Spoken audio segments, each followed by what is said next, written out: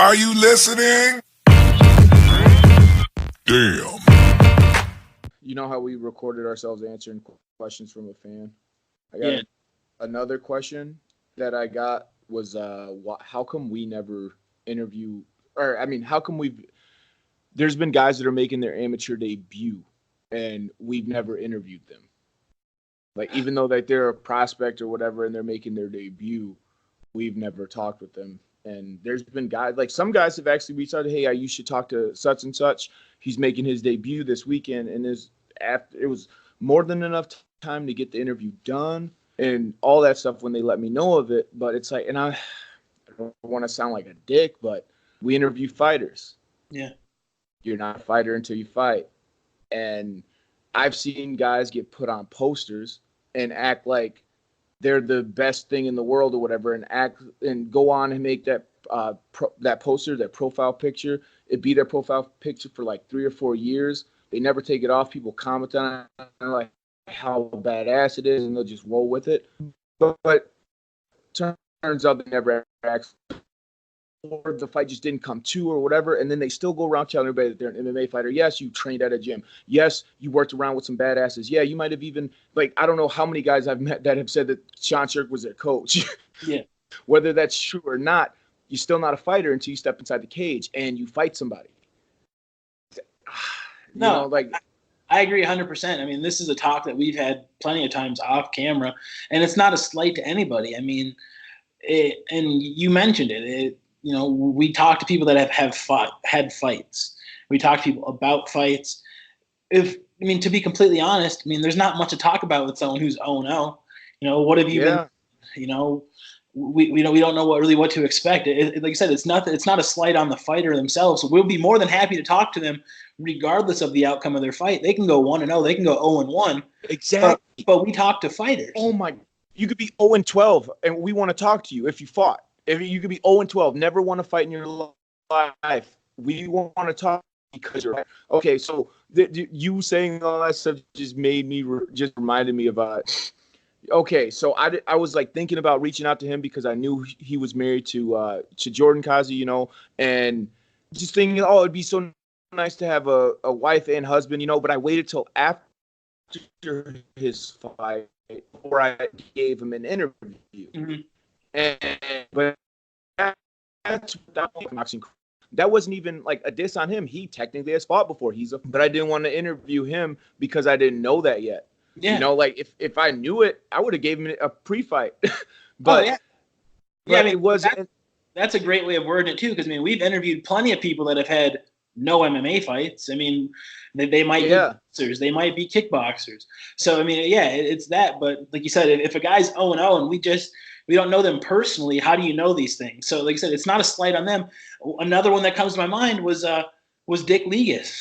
We talked to him, after his fight, and then he tells us, oh yeah, I had like 30 kickboxing fights, and I'm like, oh wait, what? So you learn these things by talking to guys, and like I said, everybody that's 0-0, everybody that's fought has started 0-0. So like I said, those guys just do what you have to do in the gym, and believe me, if you're doing what you do in the cage, we'll find you. But we have to see it first. You know what I mean? Oh, you know what another one is? We don't interview anybody that's lost. Oh my God. And that's one that's like I took a little bit personal. Like oh my God, do you think that you got to win to get an interview with us? Like that's all that we look at or whatever. I used to fight. I was asked questions before. Why'd you let him choke you out? Why'd you let him do, like, what the fuck, dude? What? Hold on, who? How did it feel to get choked out? How did it feel to get dropped in the first round? How did, dude, I've been asked those questions, and I'm like, every time I get asked that, it's like, dude, I'll show you, dude. And it has nothing to do with oh, you lost, we don't want to talk to you. It has everything to do with the amount of respect that we have for fighters. Exactly. I'm not going to come up to you and ask you that shit. No, I hope that makes sense. No, it made perfect sense, and especially for fighters to understand that, because the best word you used there was respect. fighting is a very personal game. It's not like basketball. It's not like hockey. When you lose a fight, it's a personal thing, and people take it different ways. We've all talked to people that, you know, need a couple days after a loss, and we've talked to people that, you know, they lose. Hey, shit, someone had to lose. You know what I mean? Everybody has their different way of going about it, but it's not the time or place for me to start reaching out to you on Sunday morning after a tough fight and saying, "Hey man, you want to talk to us? We want to talk to you." You know, I might shoot a lot of those guys a personal message. I might shoot a lot of them, let them know, you know, hey, I respect what's going on right now, and you know, I want to let you know I'm thinking about you.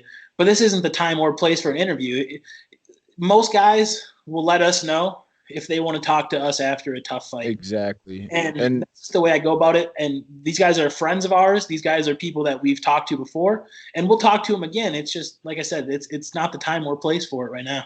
Yeah, there's some guys that I know can talk about a loss and not come across as bitter. That's another thing that I don't want people to do is, honestly, it to come across as bitter to these people. Like, I mean, come across as bitter to their fans. Like, if you talk about a loss, it's like, well, yeah, I made a bunch of mistakes. They capitalized on this or whatever. It's like, okay, yeah, that's how the fight went down. It's like, oh, if I didn't do this, they would have never been able to do this. And then it starts to sound like you're making excuses, starting to look like, you know, no one ever looks good when they're making excuses for a loss, even if those things are true. Yeah. The best thing to do is, like, even if you're talking about a loss, let it happen a week or two later. Check out the film. See, you know, let it settle in a little bit. It makes it so much easier to talk about, because you and I have lost a few times, and honestly, the day it happened, you say, Damian, you lost. Even after I lost, I'm going to be pissed knowing I just lost. Yeah. But you say the same thing a week or two later. Yeah, dude, I did lose. I'm going to try to win the next one, though. Yeah, I mean, at the end of the day, it's a competition, and I mean, we've seen crazy things happen with draws and things like that, but there's going to be a winner and there's going to be a loser, and all you can do is prepare your best for that fight. And I mean, you talk to anybody, you know, the outcome happens. I mean, you win some, you lose some, but like Craig's dad said, you live to fight another day. So you realize the next morning, as bad as it sucks, you know what I mean? Your dog still licks your hand, your kids still want to hug you, and you realize at the end of the day, it's competition. So everybody handles their losses their different way, but you know, as far as it doesn't mean we don't want to talk to you if you lost. It's just all about handling that, and like what we said earlier, showing you respect. You know, if any fighter that has lost and wants to talk about it, we can talk about it. Hey, you know, but I'm never going to ask you.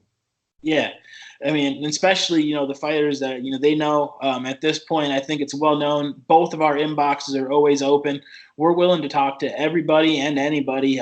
There's no bias here, none of that. So, I mean, like I said, especially that if there's a tough fight, you want to talk about it, we can talk about it. But like my favorite thing you mentioned, you know, is how to talk about a loss. Because I mean, I'll talk about a loss from 6 years ago, and you somehow always in the back of your head you want to fit in but I could have did this, but it's like, but you know, so I mean, but I didn't. Yeah, that's such a great way of wording it, because when it's fresh, you know, that it feels so much more. You know, 5, 6 years later, you can laugh about it.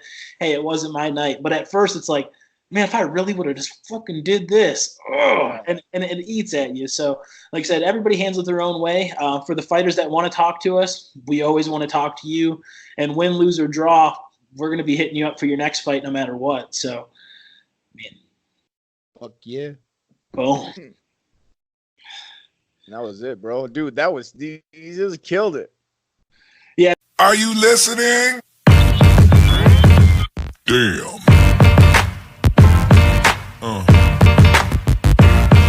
Yeah. Yeah.